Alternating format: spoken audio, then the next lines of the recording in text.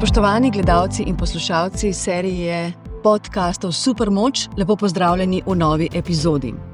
V novi epizodi danes gostim dve izjemno uspešni dami, strokovnjakinji, ki se ne bojita izzivov, poslovnih in niti ne zasebnih, in ju precej ekstravagantne okoliščine bolj motivirajo k biti boljši, odpornejši, prebojniški, kot pa ustavljajo. Obe gostji velikanski del svoje moči, supermoči, črpata iz okolja, svoje ekipe, zato ne čudi, da bosta v tej epizodi podcasta Supermoč, ki jo podpira blagovna znamka Better Sign, ki jo razvija in trži podjetje Setce d.o.o., veliko pomenljivega povedali tudi o novih strategijah za human resources, v dobi seveda umetne inteligence in razvoja e-poslovanja. In zdaj zares, z menoj sta gospa Anka Brus, lepo pozdravljeni, iz podjetja Agitavit Solutions, in pa Maja Fensel-Kamenik iz podjetja HRM1. Lepo pozdravljeni. Zelo sem vesela, da smo se srečali v podcastu Supermoč, ker vem, da sta obe supermočni ženski. Spremljam vaju že vrsto let in vsaka odseva in daje v ta slovenski prostor eno posebno energijo. Me pa zanima za začetek, ali se počutita supermočni? Mogoče gospa Anka? V bistvu ne, bolj dobivam feedback, da me ljudje tako vidijo. Se pa dostikrat sama počutim nemočno, ker pa vem, da imam, je pa vztrajnost, se pravi, da vedno, da ne obupam, Se pravi, da tudi takrat, ko mi je težko in se počutim nemočno, da iščem rešitve in poti, kako to premagati in iti naprej. Maja, tebe pa tudi poznam in spremljam že vrsto let, pravzaprav se včasih čudim, kako zmoreš. Od kod črpaš ti to moč? Mislim, da je moč eno tak precenjen izraz. Jaz bi rekla, da pač je človek v enem takem procesu, pravzaprav celo življenje, iskanja samega sebe in predvsem neke nadgradnje samega sebe in svojega potenciala. Sama delam na, bi rekla, dobrem počutju ali občutku vitalnosti, morda zadnjih 5 let malce več, kar tudi pomeni malo več ukvarjanja z lastnimi mislimi, telesom in pa tudi temu, kar danes pravimo duhovnost. Tako da sicer pa tam, kjer je volja, tam, kjer je motivacija, tam je tudi pot, da se stvari naredijo in zmore. Anka, Maja, pogovarjamo se vendarle v času, ko na ta planet zelo živahno vstopa še tretja entiteta, in to je seveda umetna inteligenca. In bolj ko vstopa, bolj kot je živahna, bolj kot je dinamična, bolj se mi zdi, da v nekih diskusijah je v ospredju človek. Pa morda takole za uvod v zanimive teme, o katerih se bomo pogovarjali v podcastu Supermoč, morda filozofsko vprašanje, kaj je še tisto, kar nas ljudi še vedno dela ljudi? Mogoče to, da priznamo, da česa ne vemo, pa tudi priznamo, da smo se zmotili. Lahko navedem en primer, včeraj smo se pogovarjali s našim virtualnim HR asistentom. In sem ga pač nekaj stvari spraševala in potem mi je ponudil za odgovor eno stvar, ker sem vedela, da pač ni res, ker in tudi nikjer ne piše. In sem ga potem provocirala, da pač pove, kje je to informacijo najdu, in je mirno mi razložil, da pač v tem in tem pravilniku to in to piše, ker sploh ni bilo res. Skratka, ni priznal, da tega odgovora nima, ker ga pač dejansko v naših pravilnikih ni, obstaja v zakonodaji. In tudi potem, ko sem rekla, kje to je najdu, je pač si izmislil. Tako da mogoče to ne. Človek še vedno potrebuje človeka. Ravno včeraj smo na dogodku BS Talks 2024 slišali, da je japonsko podjetje odpustilo vse robote. Ker so se gostje pritoževali, ker jim niso zjutraj rekli dobro jutro, zvečer lahko noč. Skratka, verjetno ta human touch, Maja, bo vedno v ospredju, bo vedno dobrodošel. Ja, prav gotovo. Pač na eni strani ta človeška toplina, mislim, da je roboti ne morejo nadomestiti. Po drugi strani pa ljudje, ko smo fizično prisotni, pravzaprav oddajamo ne samo neko vizualno podobo pa glas, ampak pravzaprav energijo, ki jo pač nek robot ne daje. Tako da mislim, da v marsikaterem delu našega življenja in delovanja bodo roboti ali pa umetna inteligenca težko nadomestili človeka, lahko nam pa seveda pomagajo, da pač določene stvari delamo hitreje, da nam ostane mogoče več časa za druge stvari, pa še vedno ostajamo enako produktivni ali celo bolj produktivni. Bi pa na tem mestu poudarila, da se mi zdi ta izraz inteligenca že sam po sebi sporen. Izraz je bil v bistvu formuliran zelo populistično. Če pogledamo v strogo psihološkem smislu, pravzaprav ne gre za inteligenco, gre za algoritme strojnega učenja.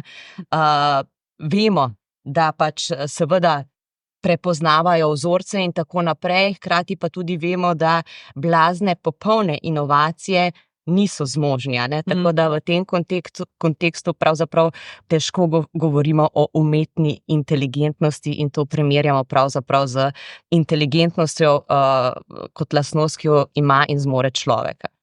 Ampak vseeno, verjetno danes pravzaprav podjetja morate pozdravljati nove tehnologije, vstop novih tehnologij, kajti sicer preti konec podjetju, ki se ne bo nekako vrgel na ta vlak digitalizacije, informacije, robotizacije. Kaj lahko pravzaprav pričakuje podjetje, ki pa ne bi šlo v to zgodbo digitalizacije in vseh novih tehnoloških premikov in prebojev? Malo je odvisno od panoge. Recimo Agitavit je od vsega začetka, se mi zdi, je šlo v informacijski tehnologiji in če se ne bi ves čas prilagajali, spremljali spremembe na trgu, uvajali nove tehnologije, potem pač nas ne bi več bilo. So pa določene panoge, kjer dost lahko še na peš stvari delajo. In je to pač odvisno od panoge, je pa res, da ves čas v vsaki panogi prihajajo spremembe in te spremembe so vedno hitrejše in se jim je potrebno prilagajati. Mislim, da je digitalizacija pravzaprav nujna in edina prava pot. Seveda pa se mi zdi tukaj bistven naš odnos človeka do pač te digitalizacije, da se zavedamo, da nam v bistvu digitalna tehnološka orodja pomagajo, ne pa da nas ogrožajo. V tem smislu pomagajo nam, da lahko stvari delamo hitreje, bolj učinkovito, bolj kvalitetno. Seveda pa je tukaj še vedno človek tisti, ki na eni strani nadzira, na drugi strani pa kreira. Se pravi, digitalizacija nam omogoča pravzaprav, da se nekih rutinskih, enostavnih opravil na eni strani bomo rekli, znebimo, in nam pravzaprav ostane malo več časa za kreacijo, razmislek, celo odnose. Iz tega vidika digitalizacijo pozdravljam. Na drugi strani pa nam omogoča seveda procesiranje precej večjega števila podatkov v krajšem času, kar pomeni, da dobimo informacije hitreje in se o stvarih lažje odločamo. Tako da mislim, da je digitalizacija pravzaprav priložnost, da malo več časa posvetimo ponovno človeku in odnosom, zato ker bodo ostale stvari za računalnikom lahko delali računalnik. In ko govoriš o odnosih, ko govoriš o človeku, pravzaprav sem zelo vesela, ker povedala bom iskreno na tem mestu, javno, iskreno sem vesela, da imam 2 ženski sogovornici v podcastu Supermoč. In pravzaprav mi gre malce na živce, ker imam naslednje vprašanje pravzaprav za vas, Anka Brus. Kako se kot ženska počutite v recimo IT sektorju, v nekako prislovično moškem sektorju? Namreč sama dobro vem, da takega vprašanja moškemu ne bi postavila. Kaj pravite na to? Jaz tudi ne maram teh vprašanj in tudi nima slabih izkušenj. Jaz se nikoli nisem počutila kot neka ogrožena vrsta znotraj IT sveta. Tudi nimam slabih izkušenj, da bi me moški gledali kako drugače. Vedno se mi zdi, da v naši branži so pomembne kompetence, sposobnosti in tako gledamo tudi sodelavce. Res pa je odstotek žensk v IT-ju manjši kot kakšni drugi panogi. Ne? Ampak vi se zelo borite, da bi pravzaprav slovenske ženske nekako spodbudili, da grejo tudi v kakršne koli pravzaprav panoge, v zelo močno razvite tehnološke panoge. Da to ni nek bav, kjer se ženska ne bi počutila udobno. Jaz si predvsem želim, da te tehnični poklici ne veljajo, se pravi, inženirski poklici ne veljajo samo za domeno moških. In mogoče tudi s tem, ko sem danes tukaj, želim predstaviti, da se v IT-ju lahko ali pa sploh v tehničnih strokah znajdejo tudi ženske in da v IT-ju niso poklici samo vezani na programiranje, ampak je en kup drugih poklicov. V končni fazi tudi HR v IT-ju je lahko malo drugačen kot v kakšni drugi panogi. Potem mislim o samem digitalizaciji, imamo ne samo programerke, so lahko tudi projektne vodje, analitičarke, testerji, v support uporabo ljudi. Tako da en kup poklicev, ki so povezani s tem. Drugače pa, spodbujam sodelavke, jaz bi si želela, da jih imamo več, ker so zelo v redu. Ker so ful dobre, a ne? Ja, res so ful dobre. Ampak, ne vem, zadnjič sem brala en članek, da ni bilo vedno tako, ne, da je na začetku celo so programiranje je veljalo za ženski poklic, ker je veljal bolj za uradniški v 80-ih letih, oziroma še prej, 60-ih. Ja, in da je potem šele s pojavom startupov postalo to malo domena moških, ker je pač ta način življenja, startupovski način življenja bil bolj pisan na kožo moških. Tako da, ni razloga posebenega, da bi bilo to moško ali pa žensko. No? Maja, ti se ukvarjaš že vrsto let z kadrovskim menedžmentom.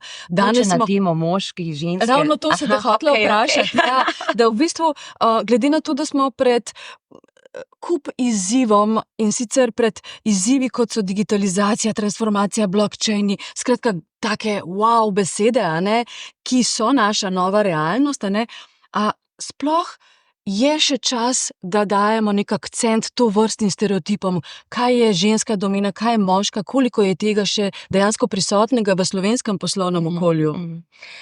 Zdaj sama lahko rečem, da se v bistvu te tematike razlikovanja med spoloma sem se blazno otipala še 10 let nazaj, rekla, važne so kompetence kot ženska, vsaj v naši realnosti v Evropi imamo možnost dejansko prosperirati in tudi priložnost prosperirati, se pravi, nismo odraščale v dobi, kjer se je bilo treba za to boriti. Vendar globje, ko sem spoznavala pravzaprav poslovni svet ali pa svet top managementa, svet nadzorništva in tako naprej, vseeno lahko rečem in še vedno trdim, da it's hard to be a woman in a man's business world. Zdaj, kaj s tem mislim? Ne mislim, da ženska nima priložnost, ampak vseeno se mi zdi, da je neka želja pa motivacija po vladanju in po obvladovanju zdaj kjerkoli sistema, družbenega, podjetja, države in tako naprej, v večji meri prisotna pri moških in to za sabo potegne pač določene vzorce delovanja, ki pa po mojem mnenju za družbo niso najboljši in bi bilo precej bolje, če bi bilo to malo v ravnovesju. Se pravi, nisem zagovornik tega, da zdaj pa zdaj so vladali pač ne vem, v glavnem moški, dajmo zdaj ženske stopiti v ospredje in pač vladati. Ne, nikakor ne. Pravim pa, da je eno ravnovesje med, bomo rekli, tradicionalno ali pa tipičnim moškim načinom delovanja in hkrati ženskim načinom delovanja primerno in seveda bolj optimalno, kot pa samo, bom rekla, moški princip vodenja. In iz tega razloga sem kasneje začela pač tudi zagovarjati, ne vem, sistem kvot, ker se mi zdi, ko neko novost uvajaš, ne, je pomembno pač določiti določeno pravilo za to, da se ga ljudje držijo in tega pravila, to pravilo kasneje ni več potrebno, ko pač pride v neko normalo v vsak dan. Anka Brus, ko ste prevzeli vodenje podjetja Agitavit Solutions, se je klima v podjetju morda kaj spremenila? Namreč Prej je vodil to podjetje vaš mož. Ja, jaz bi rekla, da se je, ne. Jaz sem tudi najprej vedno, ko sem bila pred kakšnimi težkimi situacijami ali pa odločitvami, sem se spraševala, kaj bi on naredil v tej situaciji, ne. In kljub temu, da sem ga toliko dobro poznala, da sem vedela, kaj bi naredil, pač tisto ni bilo čisto moje, ne.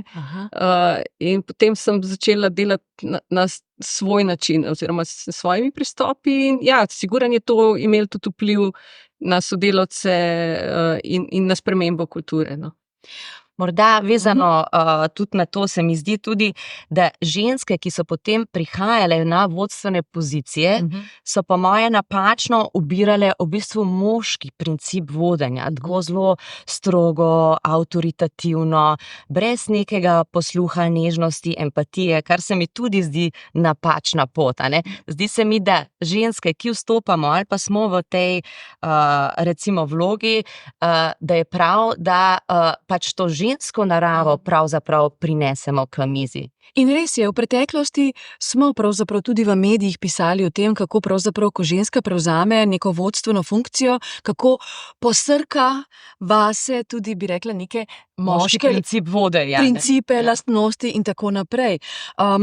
Jaz tudi ne bi rekla, da obstaja samo en moški način vodenja, ne, ker moški so zelo različni. Jaz imam ogromno sodelavcev, ki delujejo na netipično moški, pač stereotipno moški način. Tako da jaz ne bi govorila spet o moškem načinem, ampak so avtoritativni, so sodelovalni in taki načini in ja, mogoče je odstotek žensk, ki se v enem znajdejo večji kot moških, ampak ne bi spet delila na...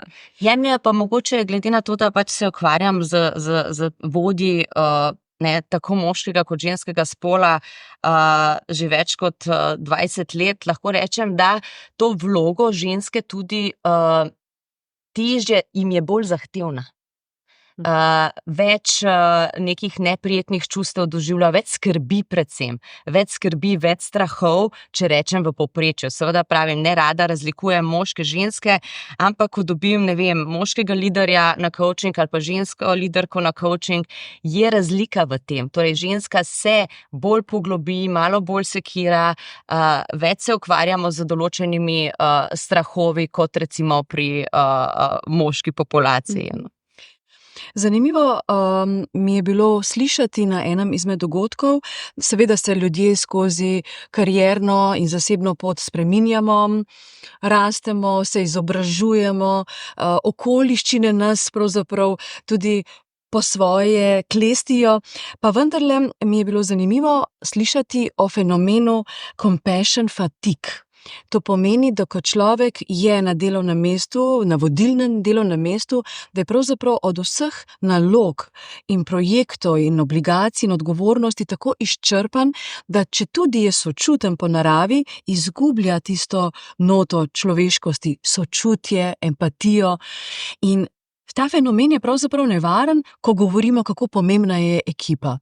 Ste kdaj občutili nesočutje zaradi lastne izčrpanosti, denimo? Ne. Nikoli? Ne. Včasih se mi zdi, da bi lahko bila še manj sočutna, ker ne, vseeno pač, ko vodim podjetje, je en kup stvari, ki jih je potreba upoštevati. Od strank, zaposlenih, kaj so cilji podjetja, skratka, moramo biti na dolgi rok uspešni, ne. In ja, včasih celo me drugi potem omejijo pri tej sočutnosti, ne, ker moja želja je ustreči vsem, taka sem po naravi in me potem kdo drug reče, čakaj, ne, sej to pa ni v skladu s tem, ne. Tako da... Ljudje to izkoriščajo ali razumejo to pravzaprav dobrohotno držo direktorice? Spet odvisno. Eni razumejo, večinoma razumejo. Sploh, če razložim, kaj botruje določeni odločitvi, pač kaj vse moram upoštevati, ne, ker večinoma ljudje vidijo pač ta svojo perspektivo, ne vidijo tega vsega ostalega zraven. In če to razložim, večina ljudi razume. Tudi če se ne strinja, razume, zakaj sem se tako odločila. Ja. Sama rada delam vzporednice med vodenjem in pa starševstvom. Menim, da marsikateri principi, ki veljajo kot dobri principi vzgajanja otrok, pravzaprav se lahko prenesejo na vodenje sodelavcev. Tako da sočutje je prav gotovo ena izmed načinov delovanja, ki je vodenju potrebna, vendar pa rečem, če ne znamo mi postavljati jasnih pričakovanj, biti odločni, torej postavljati meje, dobimo na nek način razvajene sodelavce, tako kot pač vzgajamo razvajene otroke.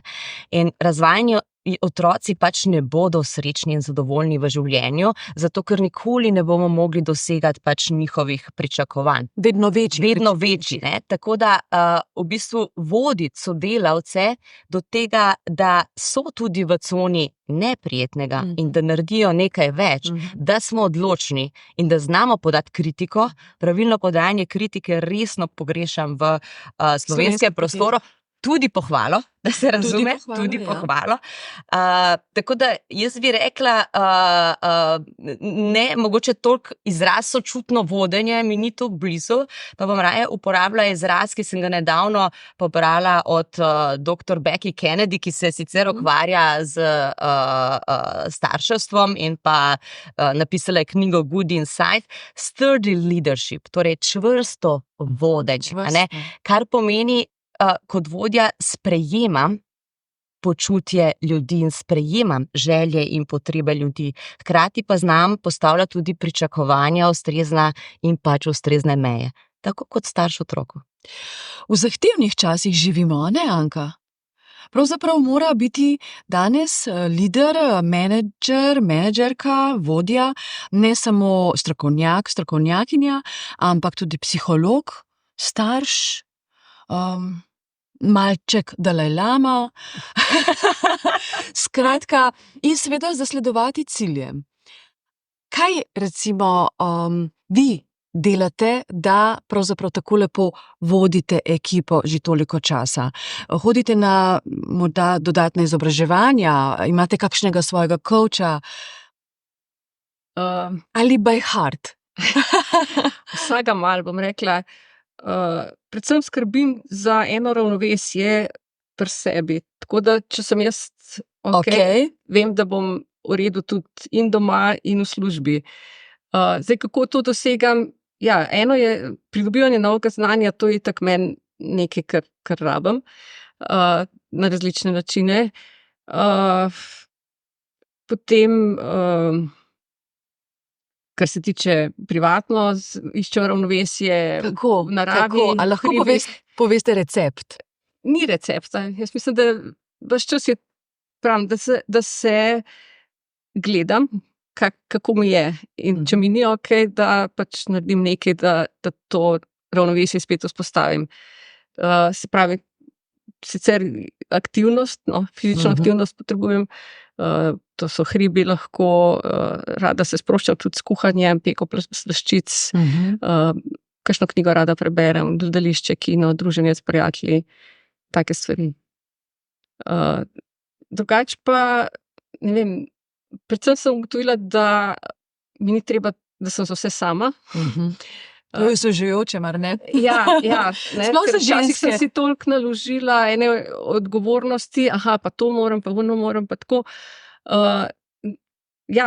Ko sem spoznala, da lahko predam stvari, da imam super ekipo, na katere lahko se zanesem in jim predam stvari in da bo v redu, tudi če ne vem vsega in če grem tudi na počitnice in bojo stvari šle v redu naprej. To me je tako malo sprostilo. Maja, že nekaj časa... Na to temo, ne se viš, da rada dodam. Hvaležna sem govornica, si izvoli.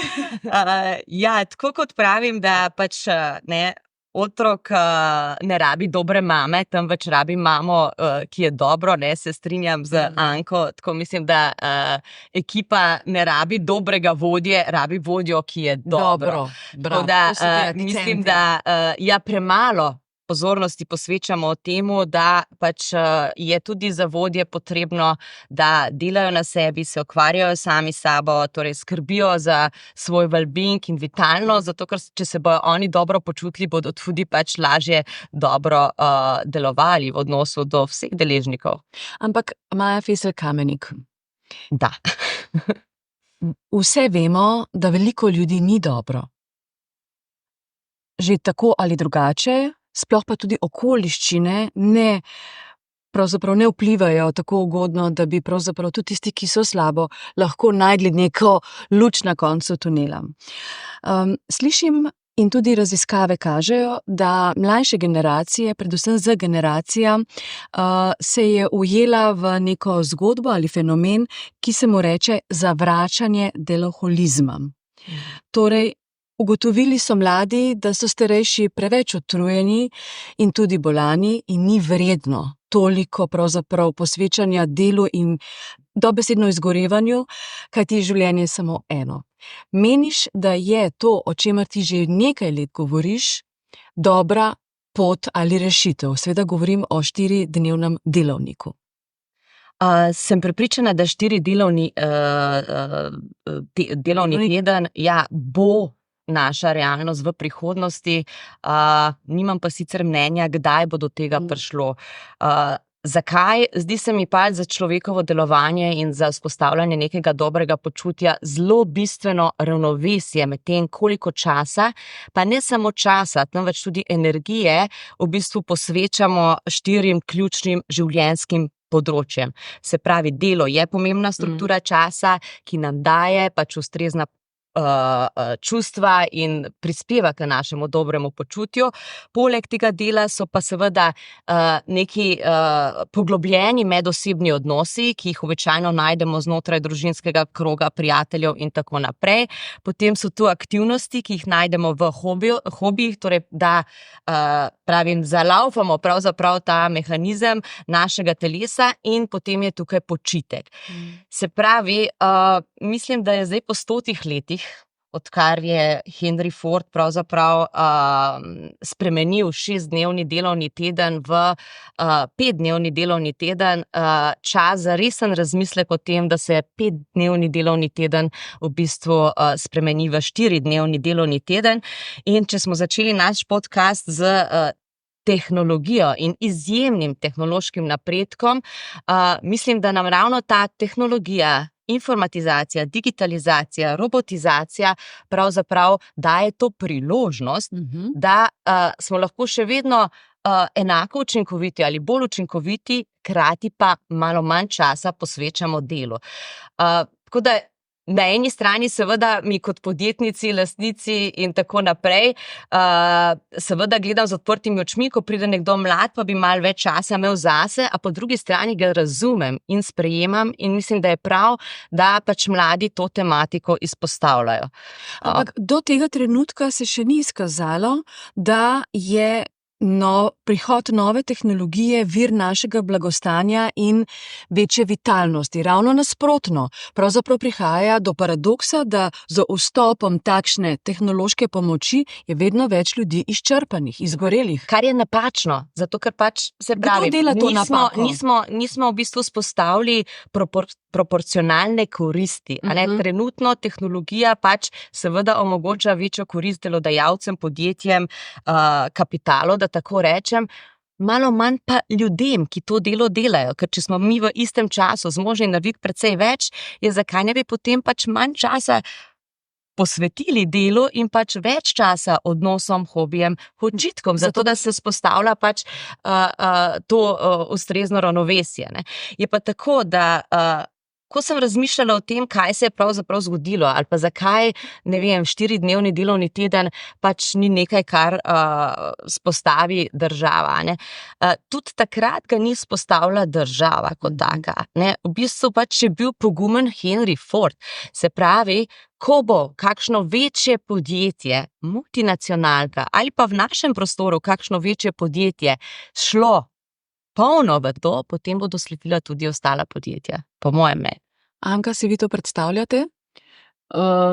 Da bi zasledovali poslovne cilje, ki ste jih zastavili, in verjamem, da so cilji vsako leto večji, da rastete, da bi to uresničevali z 4-dnevnim delovnikom? Ta trenutek še ne, ker imamo modele sodelovanja z naročniki, ki so recimo time and material. In to pomeni, če bi delali en dan manj, bi pač tisti dan manj lahko zaračunali. Ne. Tako da že zdaj recimo imamo način dela, kjer so zelo transparentni do naročnika, spremljajo dnevno, kaj naši ljudje delajo. Tako da smo že zdaj zelo visoko produktivni in tukaj ne vidim, da bi dobili recimo z enim dnevom rezervo. Ne. Če pa bomo uspeli mogoče res en del tega dela avtomatizirati, ne, se pravi, da bi v 4 dneh fizičnega dela dejansko proizvedli več, potem pa ja, ampak nismo še tam. Ne. In pač te modeli se bodo morali spremeniti, da bo to mogoče. Ne.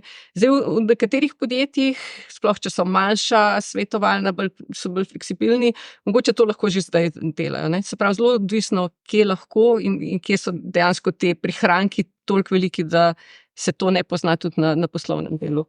V bistvu morda samo eno pojasnilo, ne govorimo o tem, da je treba petek dati stran. Ne? Petek je lahko še vedno delovni dan. Gre za to, da se pač delavci lahko prerasporedijo, se zaposli mogoče kakšnega dodatnega človeka, zato pač, da v tem prehodnem obdobju recimo ostane delovni teden in da do naročnikov pač ni neke razlike. Ne? Bi pa tukaj izpostavila predvsem ta psihološki in tudi nevroznanstveni vidik. Torej, človek v današnjem času, ko dela, pač procesira enormno več informacij in zaradi tega je bolj obremenjen in zaradi tega je bolj izčrpan. Se pravi, zato, ker pač procesira več informacij, rabi dlje časa psihološki odklop, da se regenerira.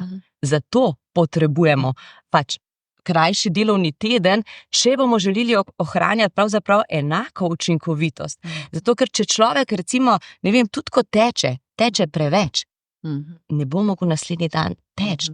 Se pravi, bo na neko skupno komponento pravzaprav manj uspešen in učinkovit. Ljudje rabimo regeneracijo, ljudje rabimo psihološki odklop. In kot rečeno, tehnologija nas v bistvu vodi k temu, da enostavno naše možgane napenjamo več in recimo umetna inteligenca bo enostavno eliminirala rutinska enostavna opravila. Ne? Zakaj se vklopi TV ali pa zakaj delaš, ne vem, pospravljaš doma? Ker ti ni treba misliti, pa ti je to lahko recimo psihološki odklop, ker ti ni treba misliti ob določenih opravilih. Mi se pomikamo v dobo, kjer bo vsako našo opravilo pravzaprav zahtevalo človeški razmislek in pomeni aktivacijo naših možganov. Sledi pa, da bomo rabili pač večji psihološki odklop. Zveni zelo zanimivo in verjetno bo preteklo še kar nekaj vode, da bodo to pravzaprav slovenski menedžerji in menedžerke nekako posrkale, razumele, sploh ob tem, ko se Slovenija vendarle sooča z prenizko dodano vrednostjo na zaposlenega, s premalo prebojnimi zgodbami. Čeprav smo zelo napredni, digitalizirani, primerjalno digitalizirani celo z recimo najbolj digitaliziranimi državami, kot je tudi Estonija, pa vendarle še nimamo tiste visoke državne blaginje, ki bi bila recimo na zavidljivi ravni in ki bi nam lahko omogočala primerljive recimo plače. Mislim, jaz bi tukaj mogoče povedala še eno stvar, ne? Če daš človeku manj časa na voljo, zato da naredi neko isto stvar, bo precej bolj učinkovit pri tem, ko bo to naredil. Pač dokazano v psiholoških raziskavah. Če daš nekomu na voljo, ne vem, ali pa če rečemo za šolski primer, za seminarsko nalogo, ne vem, 5 dni, ali pa mu daš en dan. V enem dnevu naredil precej več v krajšem času, kot pa ko ima na voljo 5 dni. Zdaj pri nas smo v bistvu poskusno uvedli 6 mesecev nazaj, bomo rekli tako imenovan 36-dnevni delovni teden, pomeni, da smo poskusno dali v bistvu vsak drugi petek za zaposlene, ki so že pač izven poskusne dobe, well-being petek. Učinkovitost se ni zmanjšala. Pravzaprav lahko rečem celo, da se je povečala v smislu počutja, sodelovanja med ljudmi in dejansko ta well-being petek je še toliko bolj dragocen zaradi tega, ker vseeno otroci so takrat v šoli, pomeni, da imaš takrat res čas zase. Kako bodo nove tehnologije pomagale tudi pri kadrovskem menedžmentu, pri novačenju novih talentov, ki je pravzaprav v tem trenutku velik izziv ne samo za Slovenijo, verjetno kar za celotno Evropo, svet. Kako bodo te nove tehnologije lahko pomagale na tem področju? Prav gotovo pri prihranku časa, ne, v vseh v bistvu stopnjah oziroma vseh procesih kadrovskega menedžmenta. Denimo, če pogledamo sam postopek selekcije, že zdaj je marsikaj digitalizirano, a ne. Vemo, da včasih so pošiljali, ne vem, pisali prošnje, printali, jih pač pošiljali po pošti, a ne. Danes vemo, da temu več ni tako. Se je potem pač to preselilo na mailbox, ne. Zdaj pa, če iz tega mailboxa mi v bistvu to preselimo v nek avtomatiziran sistem, ki nam sam pač določene stvari sortira, odgovarja in tako naprej, dobimo na eni strani večjo točnost, ne, in pa na drugi strani pač prihranek časa. Zdaj, algoritmi umetne inteligence se uporabljajo v določeni meri tudi že za selekcijo oziroma prvo selekcijo kadrov. Tukaj bi pa rekla, da moramo biti majčkeno previdni, a ne. Zdaj, tako ravno včeraj mi je padlo na misel, ko me je nekdo o tem spraševal, torej, če bi samo umetni inteligenci dali na voljo, da zbira kader za nas po kriterijih, ki smo jih dali, bi v roku nekaj let pravzaprav dobili identične posameznike, ki bi bili izbrani, a ne. Se pravi, zavedati se je treba za določene, spet, mogoče enostavnejše poklice ali pa standardizirane poklice, kjer mi hočemo iz množice v bistvu izbrati neko najboljši fit glede na naše kriterije, je to primerno, ne. V primeru, ko pa mi iščemo kreativo, pa bo umetna inteligenca recimo spregledala te outlierje, ki so pa ravno gonilo neke kreativnosti in pa samega razvoja. Ampak, če se iz selekcije vrnem na mogoče potem, kaj se dogaja z zaposlenim tekom podjetja, nam seveda digitalizacija absolutno spet prihrani čas, zboljša kvaliteto, zboljša pravzaprav natančnost in hkrati pravzaprav omogoča, da se več časa lahko posvetimo človek človeku.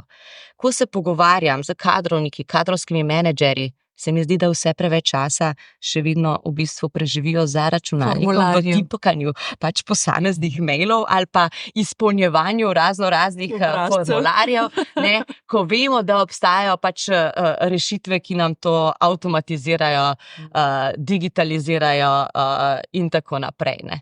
Od, ne vem, podpisa pogodbe, spremljanja delovne uspešnosti ali pa task management sistema, do kreiranja nekih dokumentov ali, ne vem, sklepi o dopustih in tako naprej. Pač to je vse možno z parimi kliki pravzaprav narediti. Se pravi, na račun tega, da ti pač kot HR-ovcu ostane več časa, ki ga posvetiš človek človeku. Anka Brus, kaj je po vašem mnenju najboljša odlika talenta, ki bi ga želeli imeti v svojem podjetju?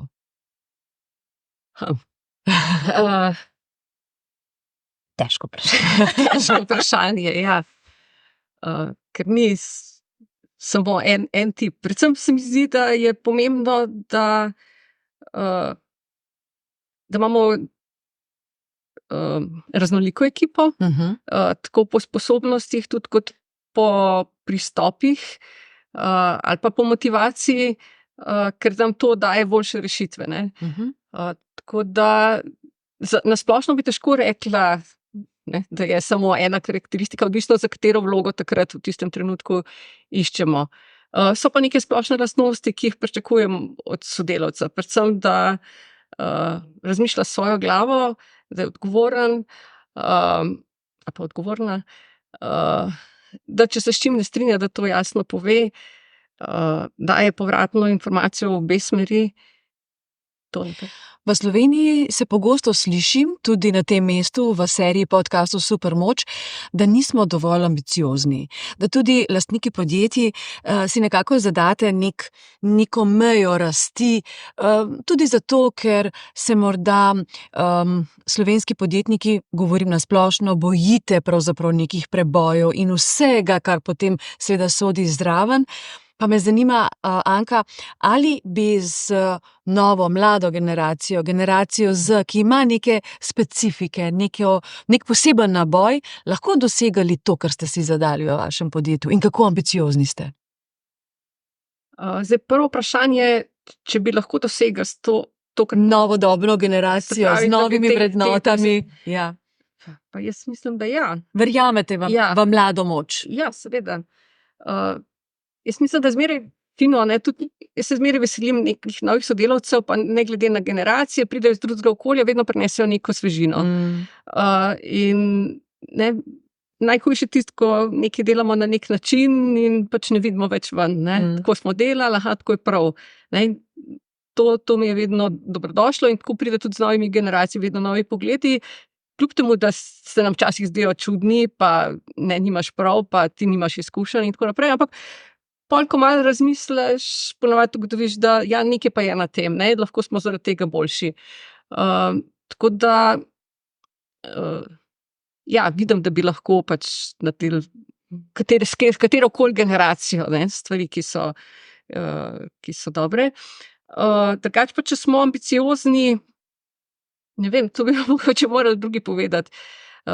Vsekakor, kaj pomeni sploh ambicioznost? Vedno zadati si nekaj več od tega, kar si zdaj. Se pravi, da greš nekaj, kar v neznano, ali pa nekaj, kar še ne veš, kako se bo zaključilo. To ves čas počnemo. Mi delamo projektno, ponavadi ne vemo čez pol leta točno, kako stvari bodo. In smo ves čas na tem, da pač nekaj predpostavimo in upamo, da pač se bo v večini primerov tako izteklo, kot smo si zastavili. Vemo pa, da že zdaj vemo, da se ne bo. Ampak da smo pripravljeni, da se bojo stvari spremenile in da se bomo mi tam prilagajali. To je tisto, kar mogoče ne govorim toliko o ambicioznosti, ampak o odpornosti. To je mogoče moja vizija, imeti podjetje, ki bo čim bolj odporno. Sama bi dodala morda to, da se mi zdi, da medgeneracijskemu sodelovanju posvečamo malo premalo pozornosti in v bistvu, če opazujemo, ne vem, uspešno ali pa srečno delovanje skupnosti skozi zgodovino, lahko ugotovimo, da ravno povezovanje različnih generacij in skupno delovanje različnih generacij pripelje do večjega, boljšega občutka, v bistvu dobrega počutja, well-beinga oziroma temu, kar pravimo srečnih ljudi. Sama drugače pri talentih verjamem v razvojno usmerjeno miselnost, torej, da je nekdo praktično pripravljen sprejemati nove stvari, se učiti in tako naprej, in pa če dalje več mi osebno pomeni neka energija in pa toplina človeka. Kar se tiče mladih, jaz verjamem v mlade. Ki ne grejo na živce. Pa pravzaprav ko si rečejo sredi procesa, ko vsi nekako se potimo in lovimo roke in tako naprej, se, ne vem, gospodična pri 25 letih obrne in reče: jaz grem na kavo, ker je zdaj čas za odmor. Glej, ne vem, a bi bil zame tak primer zgled in bi rekla, prav imaš, ali bi zabila z očmi?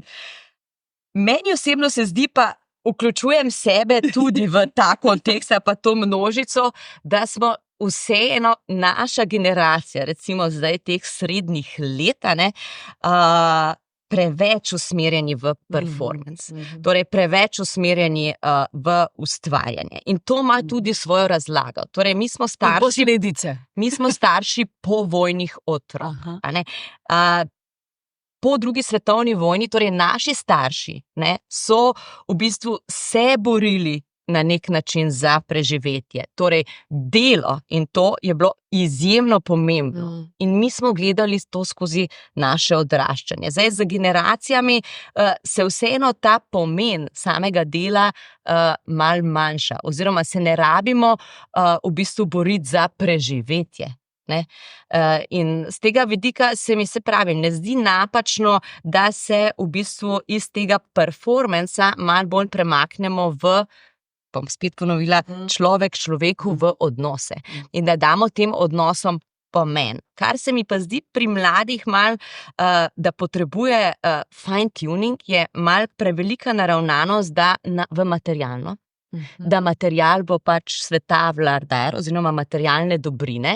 Zdaj spet se mi zdi, da to izhaja iz tega, ko pa gledajo našo generacijo, ko se vsak pač bori za to, koliko bo zaslužil, pa koliko denarja bo imel, da bo pač čim bolj samostojen in neodvisen in da bo mu denar kupil svobodo. Tako da tu mislim, da rabijo mečken preusmeritve, da so druge stvari, ko imaš enkrat materialno, recimo good enough, precej bolj bistvene in pač, da denar ne kupuje zadovoljstva in sreče, seveda nad določeno bazično mejo. Druga stvar, ki se mi zdi pomembna, pa je tudi ta usmerjenost malo prevelika v individualizem.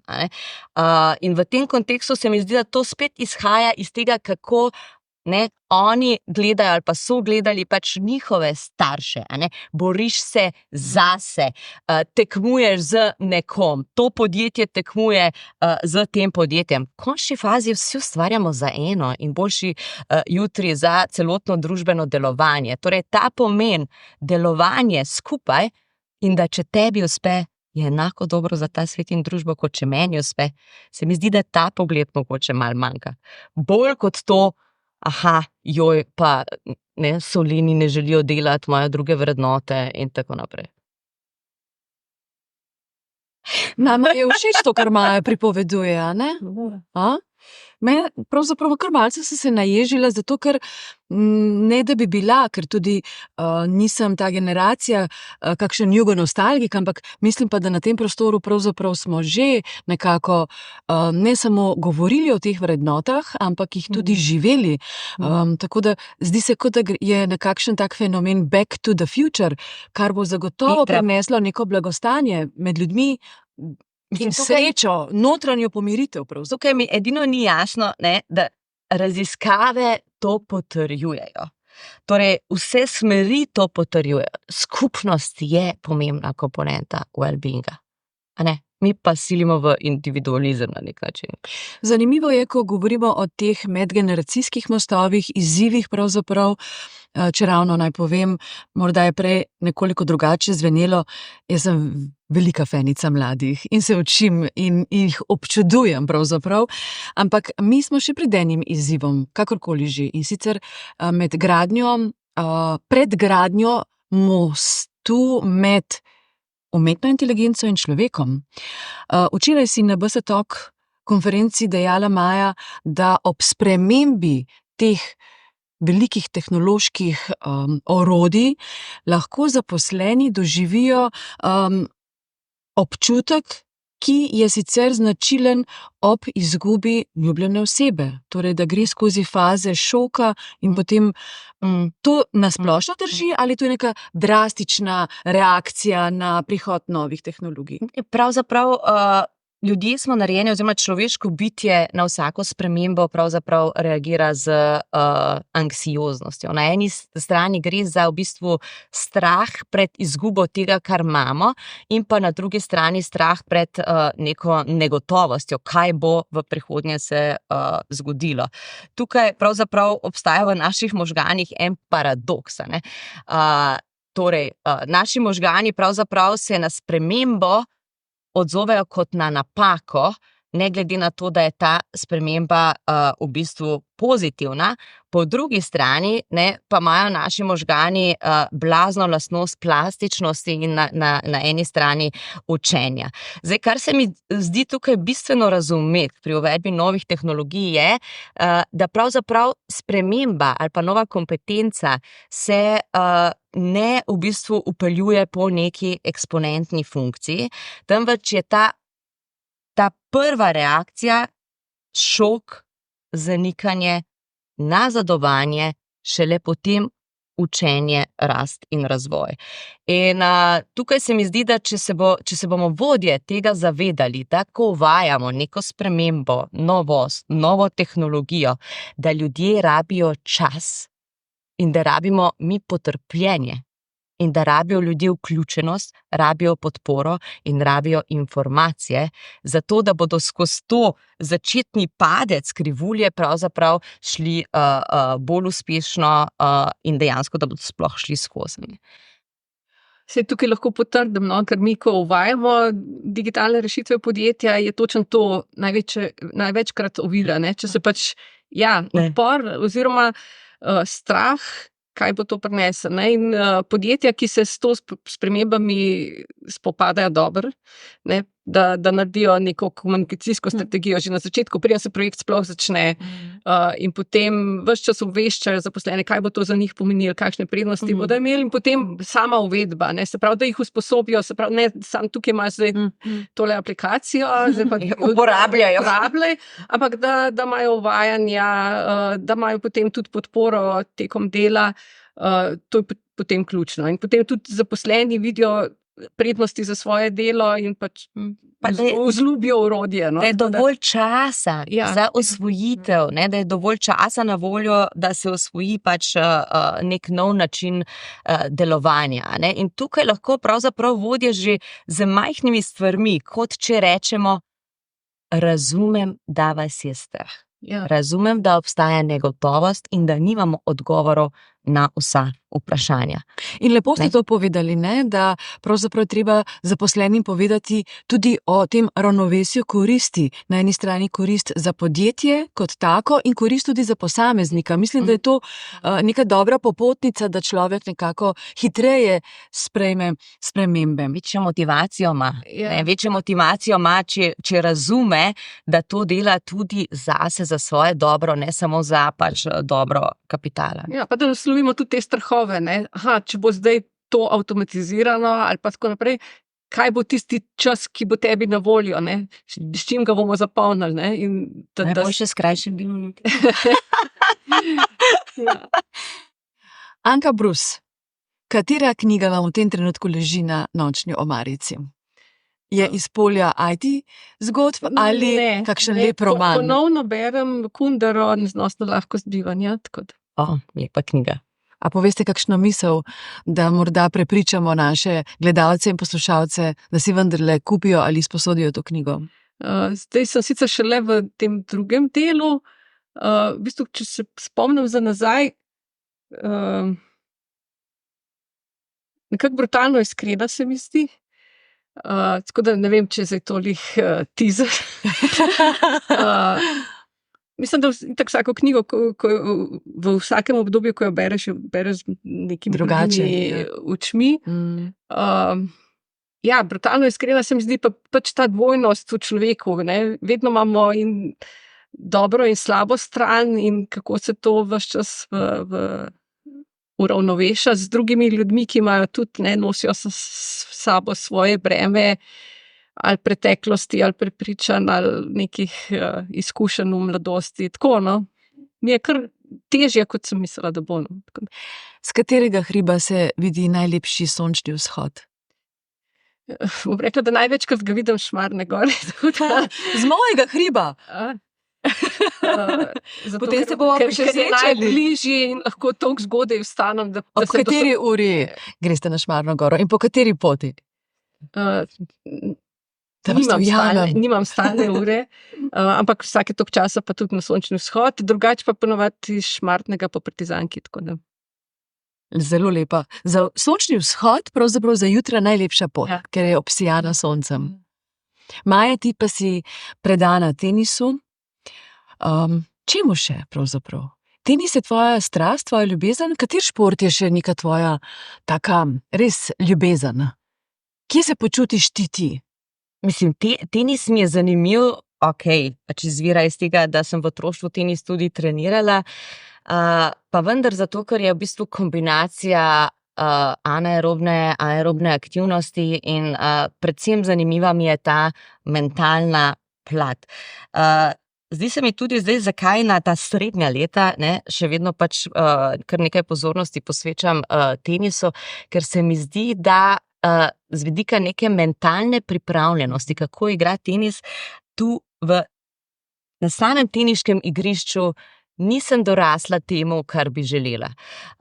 Tenis je mentalna igra in ko si omenila knjigo, sem se ravno lotila brati knjigo Inner Game of Tennis, ki pač ni v bistvu zanimiva bolj z tega vidika samo pač kakršnihkoli teniških strategij, temveč v bistvu kako pravzaprav uravnavati pričakovanja, ki jih imaš, odnos do sebe, čuječnost, kako se odpovedati užitku, da določeno žogo zabiješ prehitro in hkrati v bistvu krepiti neko potrpežljivost, kako se ne obešati na rezultat, temveč proces, tako da tenis v bistvu, vsaj meni osebno, prinaša več kot pa samo pač neko športno aktivnost in seveda sem bila zelo vesela, ko zadnje raziskave pravijo, da je pač tenis največji prediktor longevityja od vseh športov. Zdaj se sprašujejo, zakaj? Tako je, mislim, da sta bile 2 raziskavi, bile sta objavljeni, tudi direktor US Opena lansko leto je pač to na final speechu povedal in izpostavil. Sicer gre, mislim, da za vse igre pravzaprav z loparjem, in ko opazujem recimo zdaj tenis, ugotavljam, da v starosti pač običajno ni igra 1 na 1, ampak so bolj v ospredju dvojice, kar pomeni seveda še neko socialno komponento, druženje in tukaj se lahko navežem na ta harvardski happiness, harvardsko longitudinalno, najdaljšo longitudinalno študijo, ki pač pravi spet, da so odnosi tisto, tako našega zdravja in pač občutka izpolnjenosti v življenju. Ali pa tista situacija v tenisu, veš, match point, ko je pravzaprav žogica in to tudi od Woodyja Allena film odlično v uvodni špici prikazuje, ko je žogica na mreži in ko se za stotinko milisekundo ne ve, ali bo padla na tvojo stran ali drugo stran. In se mi zdi, da je to ena igra življenja. Enkrat izgubljamo, enkrat pridobivamo. Mislim, zdaj tudi recimo, oba otroka sta v tenisu. Tenis sta si pravzaprav sama zbrala v tem trenutku, ampak meni se zdi to en poligon življenja. Torej, kako se soočati z frustracijami, razočarani, kako v bistvu komponirati neko disciplino, navado, pravzaprav hoditi na trening, se truditi in potem zgubiti meč. In potem vemo, da odločajo eni taki detajli ali pa naključja. Skratka, mislim, da ima tenis še veliko dobrega za to prinesti naši družbi. Šport sploh, jasno. Bom postavila vseeno v sprejetje. Anka, Bruce, ali zdržite v meditaciji več kot 5 minut? Ali pa v zavestnem dihanju, v mirovanju? Ste doživeli že stanje brez misli? Ja. Res? Mislim, ampak bistvo meditacije ni, da si, ne vem, ure pri miru, oziroma tudi ure brez misli, ampak da se vsakič zaveš, ko ti misli odplavajo in se vrneš nazaj. In če to znaš zvaditi, potem je to po moje tisto. Vas pomirja to? Ja. Vas dela odpornejšo? Ja, seveda. Ampak pravim, ta stanje lahko najdemo tudi na drug način. Mislim, meni recimo fizično, da grem v hrib, vedno to dosežem. To, da ne mislim na nič, ali pa tudi, če mislim na nekaj, mi to, ne vem, vzpostavi neko distanco do tega, se pravi, je drugače kot v dolini. Koliko ur na dan opravljate delo in koliko ur na dan ste z mislimi pri delu? Večinoma sem v pisarni po 8 ur. In tudi sem kar disciplinirana, da če ni kakšnih izrednih situacij, da potem računalnika ne prižigam več. Res? Ja. Kar pa ne pomeni, da ne razmišljam o stvarih. To je pa, da telefona ne pomeni. Ja, ampak telefon, ja. Ampak tudi, nisem odvisna, tudi imam izklopljene notification in tako naprej, zato da tudi med vikendom, ko se odločim, pogledam, ampak lahko tudi ne. Ja, drugače pa razmišljam pa marsikdaj, ne, itak, eno je retrospektiva dneva, to, kar se dogaja, odvisno, kaj te čaka naslednji dan, sigurno je neka predpriprava, tako da ne, ampak ni tako, da bi me obremenjevalo ta del, ki živi z mano, ampak da je pa prisoten. Vi svojo svobodo in sproščenost najdete znotraj organiziranega sveta, ne? Ja, ja.